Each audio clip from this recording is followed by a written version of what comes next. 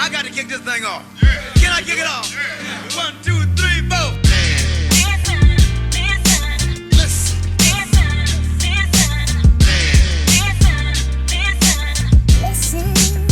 Ladies and gentlemen, listen.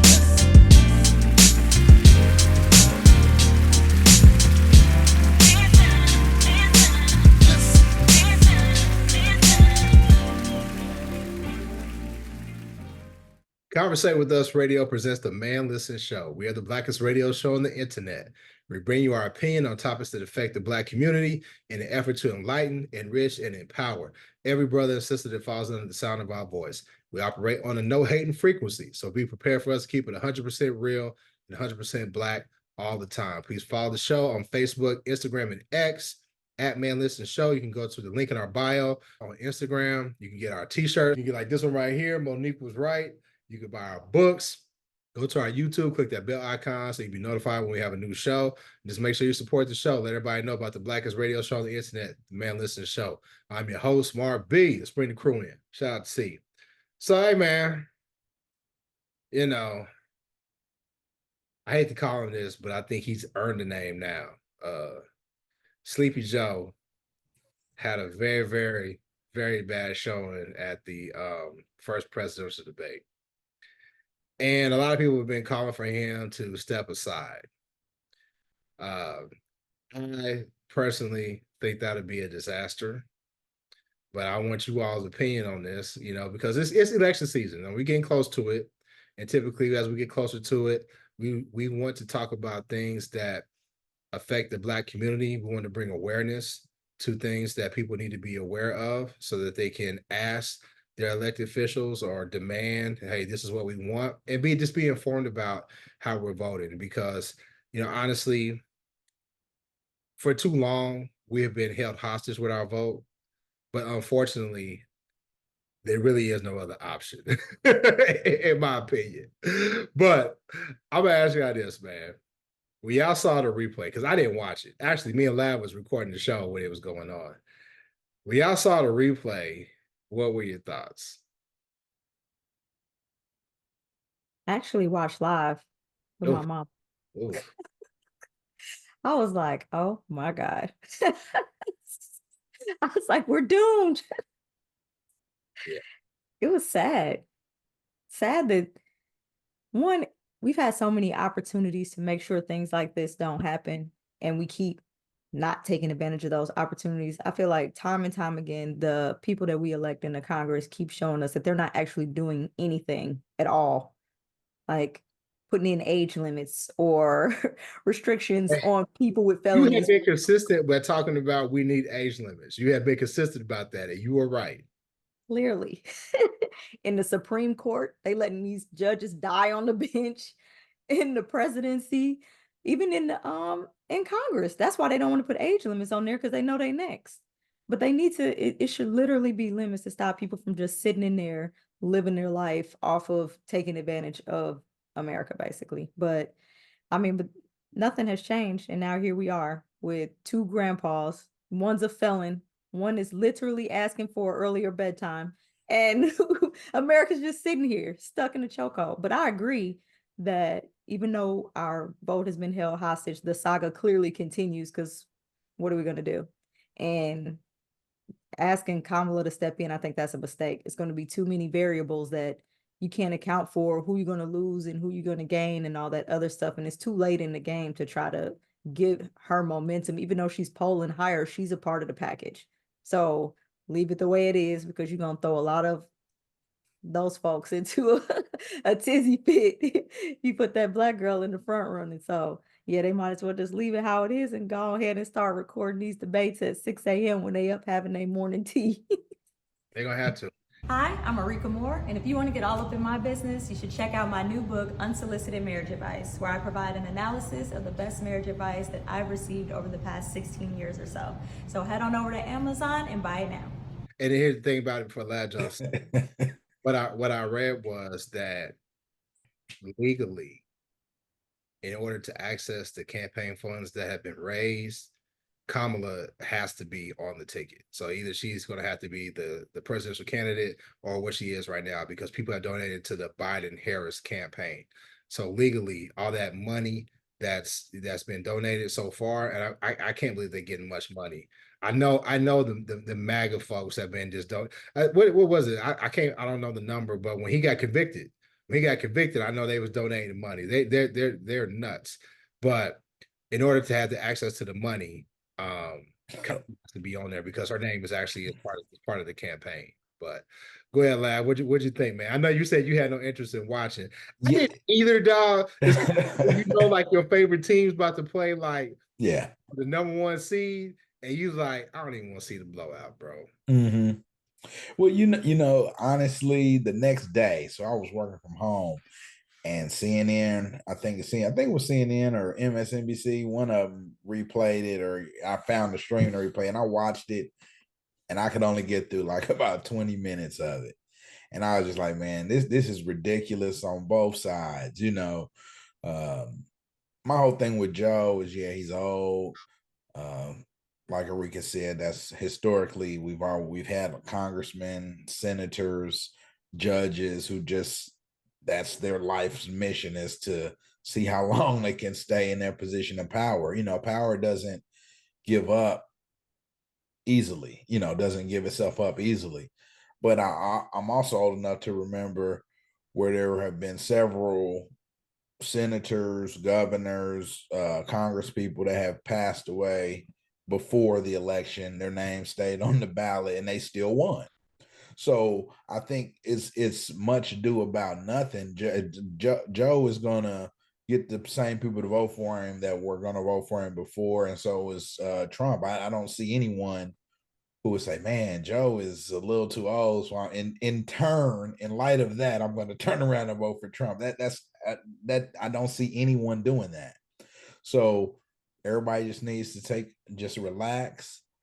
Let's get to November, and then after November, then a serious discussion needs to be had about him going forward in January. I think they might let him, if he wins, take the oath, you know, again, and then after that, push him to the side. He'll resign, something like that. I think it's gonna be like Steve say, it's gonna be a weekend at Bernie's. They're gonna push him out for the State of the Union. And that'll be it. Like maybe they'll send him like to the G7 summit or what have you, and just have his aides like right by him and all of that. But I couldn't watch it, man. I think I get started right before we was recording the show, and like I was just like, oh my goodness, no, I can't watch this because it's such a severe drop off. Because like even when like he ran against Trump the last time, he wasn't what he was when he was VP Biden. Yeah. VP Biden, he was still older, but he was still sharp. And look, it's a hostage vote. I will never let Biden off the hook for the crime bill. I'll never let him off the hook for the Anita Hill fiasco. I'll never let him off the hook for that. But in terms of his cabinet right now, the presidency that he's had right now, I said in the show before, I know that we've benefited from Biden being in office. For sure. Honestly, in my 45 plus years of living, I've never really been able to say that to where I could say like tangible. Now, I'm not saying that things have not happened that have helped us. I'm never going to say that. But like just like tangible, where you don't have to be like, okay, and so look at this, and then look how this plays out and how it affects Black people. Now I saw like, okay, yeah, this is impacting us directly. So I don't give a damn. Some people might say I'm stupid. I don't give a damn. If he gets on to the next debate, I hope they don't do another debate. I don't get up to this. He slobbers or he shits on himself. I'm still punching it because we cannot. No, we cannot have Trump in there. We cannot. No. And Trump's not better. They want Biden to step down. Trump's a felon. He's an idiot. He's a liar. And the people that follow him are idiots as well. And take that to the bank. Yeah, I said it. It's amazing too, though, that, and I saw this on social media. Somebody says it's amazing that no one's ever said a felon shouldn't be able to run for office, but all because he's a little older and he's, he definitely has lost a step or two. Joe, people are calling for him to step back, but if anything, that shouldn't matter. To me, I would much rather have an old person who has better judgment and is more interested in the well-being of the country than a felon. 34. How many times was he convicted? How many counts was that? 34 counts. Yeah, 44 counts. Who's only interested in himself and enriching himself and his cronies and revenge. There's no other way to put it. It speaks to how weak the Democrats are, though, because Yeah. Trump's a pussy grabber. He's a liar. He sparked the insurrection. He's got several trials ahead of time. He's a convicted felon. Mm-hmm. They all still like cheated on his wife. They're supposed to be the party of morals and all that. Cheated on his pregnant wife, all this old shit. And you never hear them say, this dude should not be running. The Democrats is like, nah, Biden has to step down. Listen, man, what we said on the last show, when we was talking about Kendrick them, and I said the Lord of the Rings, show them no mercy, for you shall receive none. Yeah. It's the exact same thing. You got to engage them in the same way that and I know they have no integrity, right? But still, it's about power, bro. And we're gonna talk about it. The Supreme Court, I think I read somewhere with Sotomayor, like she not in the best of health or what have you. I don't want to wish no bad on the lady, because when they came out with this decision that the president can't be convicted of a crime. Sotomayor was just like, hey, look, I heard that they supposedly supposed to be I respectfully object or something like that. Dissent. Respectfully dissent. She said she didn't even add respectfully. She said I dissent. It went on in it. Went on in. Prayer. No respect. I dissent. I don't think that you can say they need to fight like the Republicans fight, because then if nobody has integrity in the office, then we really all doomed. I mean, we got to have some standards around these parts. And to be clear, I'm not against Trump because he's a convicted felon, because there are some convicted felons out there that I will ride with all day, every day. But it's the things that he's convicted of. It's the actions behind the conviction. It's the fact that these convictions are things that he did while in power, trying to maintain power and so on and so forth, which means he really can't be trusted with that power again. So to me, I think it speaks more to his character, which they could address tactfully and, make their point. Like you said, they're not even addressing the fact that he's not a quality candidate by their own standards, but we still steady talking about whether or not our own candidate is good enough or not. We need to get to the point where we are, fighting, basically, at least fighting. Because I would say I don't want them to fight dirty, but I don't think they're even fighting. Do they even say anything? Like, I haven't really seen anybody say anything that really grabbed my attention. I don't know what happened with them, but I talked about it on the show before. And this guy ran for president, and he had this whole moment where he was like, "Yeah, Howard Dean," and Howard Dean, I love him. And they said, "Nah, bro, you can't run for president, dog. You sounded crazy during your little campaign stop. You can't run for president. You can be a felon, but you can't sound crazy on your campaign stop." But I'm telling you, Howard Dean had the strategy. Look, we're gonna fight for every single state. We're gonna fight for every single state hard.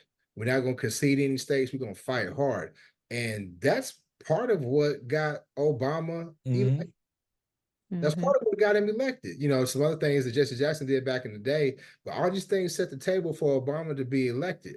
And the thing about it is the battle lines are drawn, and the battle states, the swing states, are what matters.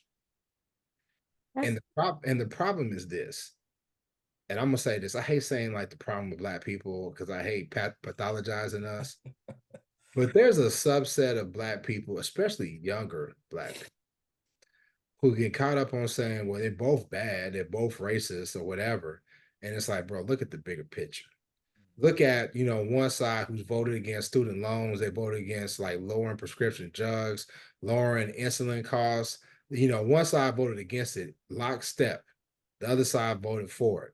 Like, and I know you got your mammy who's diabetic and needed that help. You got your parents who got student loans. Hell, they probably got student loans, these young people.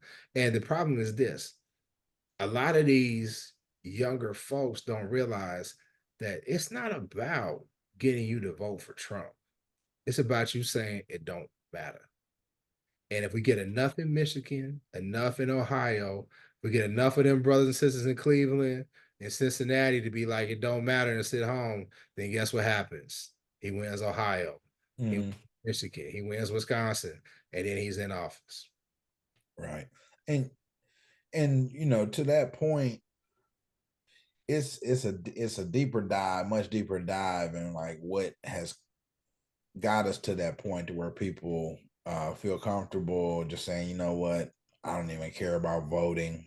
It doesn't matter, when literally 2 generations ago, that was the ultimate thing, was just to say I voted, And I remember when Obama ran, and I never forget that was probably my 3rd presidential election. Yeah, I think 3rd, 2008. So 2000, 2004, and then 2008.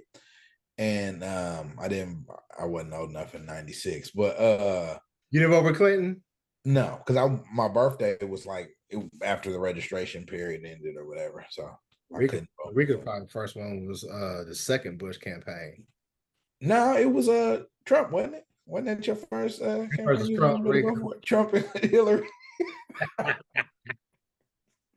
That's supposed to be a compliment, but like you're supposed to take that. I know. Somebody's grandma, to somebody. But no, I was just saying, I remember the lines to vote, and that, that brought people out. That was something historic, right? And so since then, though, even the second Obama, the lines wasn't there when the second Obama term, the Hillary, that lines wasn't there. So we got to do something. What can we do to get the lines back? Where so many people said that was their first time ever voting was in 2008. It's your boy messaging, man. It's the marketing. And that's what I think the Democrats suck at. They don't know how to message and market it. And a lot of it is some people aren't fear-based marketing isn't going to work for some folks. Especially if you okay, so if you live in Chicago and they just had 100 murders, right? Over between like July 4th and like today, or like on Monday, from like July 4th weekend to Monday, they had 100 murders, right? And people like to use Chicago as like, a Democratic stronghold and whatever. But imagine if you live in one of those cities and nothing actually changes, even though it's local people that needs to make that change, right? Imagine if you can't even like, dog, I just gotta survive. I gotta be able to eat. I gotta make sure that my kid can get to school. Like, how are you going to message it to somebody to say this matters to you and this is why? And the Democrats can't do it. They can't do it. I'm telling you, it's your boy's fault. It's Obama's fault. We all jumped up and rallied the troops and got vans and buses to go vote that man in, and then nothing happened. Everybody was like, oh, we about to get reparations. He about to be in here doing all this stuff for Black people, and he didn't. I'll be honest with you. I never thought about I never think reparations ever coming. I know it's never coming. So yeah. Negativity like that. I'm saying I didn't think that reparations. I know he didn't have it in him, but I'm never gonna be negative like you, Lab. I'm gonna stay fighting and asking for reparations. No, you can fight. I'm just a pragmatist. I know what's gonna happen and what's not gonna happen. I get I want you to keep fighting. Yeah, go ahead. I get it. But this dude, man, could have did so much. He could have forgave student loans. He just could have. Well, see, this the thing is, and I will say this, as when somebody says that, I think the student loan thing was a direct result of the COVID, because there's been many people that had opportunity to do that. Mm. And once we found out that we could basically just stop paying them, then they're like, okay, well then let's see if we can make it permanent. So I'm not gonna say he could have done that, because I don't think had COVID not happened, and then no one would have done that. Maybe. But he still could have done a whole bunch of stuff. What he did was he focused on everybody else. And the problem is nobody has really talked about it. Nobody has been like, all right, Black people, we realized we rallied you all together to get him in here because you thought something good was going to happen for you and nothing happened. But believe us this time. And we don't. Like most of them don't. And we got to I don't like know you said, market it to them. because that don't really do us no good anymore. Talking about how you felt, we talked about it several times, but one thing he did do is like he let like the banks off the hook. When we lost so much black wealth when the housing bust happened, and all of us had our money tied into our homes and the amount of wealth that we lost. And we talk about the wealth gap all the time in this show, right? And being able to get ourselves where we just on par with the other demographics, the other races. But it seems to me that Biden put people in place that understood at least.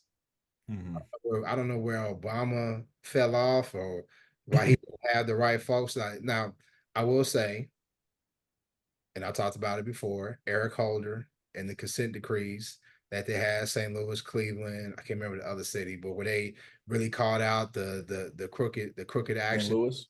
St. Louis. I thought I said St. Louis, but Okay. yeah, but they called out the crooked actions of these corrupt police departments. That was definitely a direct benefit for Black people. Absolutely was. But to have the first Black president is not enough. It's not enough. It's not enough. And I just hope that people can message it, and maybe that's our job to be able to message it. But there seems to be a disconnect, and I don't know if you all feel the same. And this is probably more a question for Arika.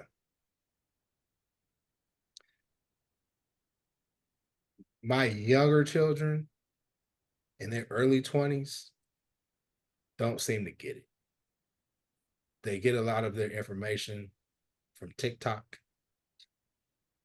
And TikTok is their news channel, their news source.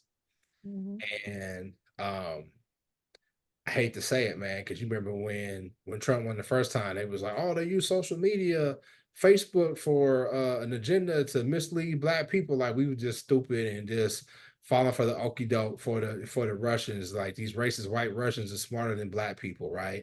No, Hillary she was a most qualified candidate, but she was an awful candidate.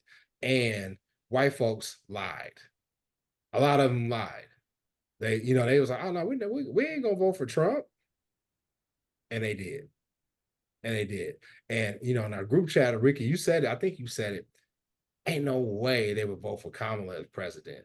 Because I can't remember who said it, but somebody said the first woman president and she's Black. Ain't no way white women going for that. No. No way. But see, check this out. I think Hillary has had a lot of baggage too that Kamala doesn't have, that everybody doesn't know about. So she had that baggage. A lot of people saw it as an extension of Bill, and was like, "Oh, it's going to be Bill basically calling the shots." And I think a lot of people didn't want that too. But at the same token, you look at a lot of, I would say, independent who may be college educated white women or white men for that matter. They've come in contact with Black women more than Black men in the workplace. A lot of times they may be in supervisory positions and leadership positions in those jobs. And I think that would, at this point in time, that may make them more receptive to that because they've been under that. Bro. Now you bro, I don't want to tell like what sector you work in, but you can tell you ain't in like corporate America, man, because these motherfuckers hate Black women for real, dog, and resent their success. Absolutely. I still have that's why so many of us, I'm sorry to cut you off, Arika. So many of us be like, I'll never work for a Black woman because a Black woman be like all strict and mean and all this old shit. But I talked to some Black women, they was like, well, damn, like I get it I got to be all strict and mean on my team, but you got to realize though, any little mistake I'm getting hazed for it. Mhm. If I don't meet a metric, I'm getting hazed for it because it ain't the white men. Because I've always said white men love that little brown sugar. But women, So they don't. white women resent and detest black women. Ask any black woman that. Rika, am I lying? No. But I think also too, like there is a segment of, I think there's that there. I mean, of course we've got our liberals, but there's a segment of both white men and women that harbor like some type of like fear of black people getting into positions of power over them. Like it's like because they know what they would do with that power, they're afraid to let us have that power over them. But like I say, even when I go to court, sometimes the bailiffs be like, "You can't be back here." I'd be like, "Why?" They'd be like, "Because this is only for attorneys." I'm like, "What you think I'm in this suit for? What do you think I get this briefcase for? Get out my face." But they do that to me all the time. I've been practicing like 13, 14 years. They still do it. And I'm like, I was in here last week. Like, but yeah, I mean, because in their minds, well, you're black, you got to be a defendant. Oh, well, you're black, you got to be angry and you got to be, oh, what'd you do to get this position? It's always going to be some type of qualifier that they've got in their mind to justify how you reach this level of success. And then that bias comes out and how they interact with you. And then if you have any type of response, then it's going to be like, okay, now you fit the narrative. Like I was at a fundraiser for one of my friend prosecutors that's running for judge, and this white attorney is in there talking about how he's Jewish. He'll never vote for Biden because Biden is something nice to the Palestinians and he hopes that they level Gaza. I was like, and I'm gonna go. I was like, y'all really just gonna sit here in this restaurant and talk about mass murder and y'all just gonna let them do it? I was like, now if I say something, then I'm gonna be the angry black chick. So I was like, just so I don't add to the narrative that we got going on here. But they, just like he said he would level Gaza, they feel the same way about us. And I was like, there's no doubt in my mind that that's exactly how they feel. And the higher up they go, the more they don't want us in those spaces because then that means that we've got money, we've got positions of power, we're gonna start putting our people in place, and they don't want that. You got to be a Barack Obama or a Tim Scott type Negro to play that and be willing to play Be that. able to play the game. To be able to play that game, and I don't have it in me. I just don't. I don't have it in me. There's a mask that you have to wear on a corporate setting, and we can get away from that because I still got to work. But yeah, It's like, oh, you can tell us you got a new job. What? yeah. Sorry, but the thing No. about it is this, Ricky, you're absolutely right, and the problem is Republicans hate us. They do. And the Democrats tolerate us. And use us. They tolerate us. But that, in my personal opinion, they White Democrats. Don't you hate when people say personal opinion? Like, what other opinion is it? Your opinion is your opinion, but you gotta say well, my personal opinion. I think that they detest us as well, but they realize that they need us. So they accommodate so much. And that's why they go after the Hispanic vote so much. Because Paul Mooney, favorite comedian, rest in peace. He said it back in the day. You are not going to outscrew a Mexican. And they look at the numbers and how they and how they are becoming citizens at a high rate. Problem is they don't vote. But if they ever got to a point, or they get here and they think they're good, and then they vote Republican, right? Like them Cubans. But if they ever got to a point where they could depend on the Hispanics to get in office, the Democrats will turn on us in a minute, in a heartbeat. Oh yeah. That brings up a point though. Like you said, it's a hostage vote. At some point, will there ever be a point where you just be like, forget it? And then that's where that's what the 20-year-olds are at. You know what I'm saying? I don't know that I will ever get to that point, but some of them are just like, you know what? Forget it. I'm gonna go out here. I'm gonna use TikTok to make this money. And because a lot of people, that's what it's all about. It's about money. You know, and so it doesn't matter who's in office as long as I'm good. I'm not worried about everybody else. everybody else. I'm worried about if I could eat and what kind of car I'm pushing. You know what I'm saying? What my house look like. And what made us like that though? That's what I was saying We're earlier. the Like, only where do we community get to that's this? like that. I think it started with survival, like you said. Most people focus on surviving, and then you get a little bit of something, and it's like, I've never experienced these things, and I see people out here experiencing things that I want to experience. And it's like, what do I have to do to bring those experiences to my family, to my lifestyle? And then you get so blinded by getting to that point or to that goal that you forget that you got to take your integrity and your morals with you. I don't know, man. Maybe it's just me. I'm not even gonna say it's I don't know if it's integrity. If you just like it's all about me and my family. I mean, as opposed to somebody else, because we all have that in us, and we make decisions like that every day. But I think I think what it comes down to is, at the end of the day, you like, if I ain't gonna be able to beat them over here, I'm just gonna live my life to the fullest. But that's kind of narrow minded. It is very much so. And I think it unfortunately, and I'll say this before we go, I think it goes back to, Africa. If you read the destruction of Black civilization, we couldn't unify. It was tribe versus tribe, and we were infiltrated so easily by the Asians and the Europeans. And I don't see that with any other community. Now, people all try to say, "Oh, well, white folks don't, they don't all vote the same or whatever." Man, listen, let me tell you something.